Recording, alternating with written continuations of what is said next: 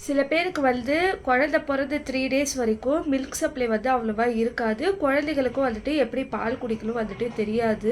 So, அதனால வந்து நம்ம ரொம்ப டிப்ரஷன் ஆவோம். என்ன பண்ணுறது தெரியாம முழிச்சுட்ருப்போம். நான் அந்த மாதிரி தான் என்னோட பொண்ணுக்கு வந்துட்டு முழிச்சிட்ருந்தேன். எனக்கு 3 டேஸா பாலே வரல. பாப்பாவுக்கும் பால் வந்துட்டு சுத்தமா பத்தல. ஸ்பூன்ல பால புழிஞ்சு புழிஞ்சு வாயில சொட்டு சொட்டா வச்சு விடுவேன். அதுக்கப்புறம் என்ன ஆச்சு, என்னுடைய பக்கத்து பெட்ல இருக்கிற அக்கா வந்து அவங்க ஆப்ரேஷன் போயிருந்தாங்க. அப்போ வந்து அவங்க குழந்தை அழுதுட்டே இருக்குன்னு சொல்லிட்டு, அந்த குழந்தைய வந்து என்கிட்ட குடுத்தாங்க. "பால் குடும்மா" அப்படின்னு சொல்லிட்டு. என் பாப்பாவுக்கு வந்து பாலே குடிக்க தெரியல. வாயே ஓப்பன் பண்ண தெரியாது. அந்த பாப்பா வந்து ஒரு 1 வீக் அந்த மாதிரி பேபி அது. அதுக்கு குடிக்க தெரியுது. ஆனா அவங்க அம்மாவுக்கும் பால் வரல.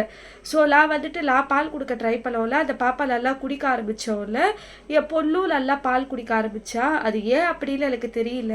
எனக்கு இந்த மாதிரி நடந்துச்சு.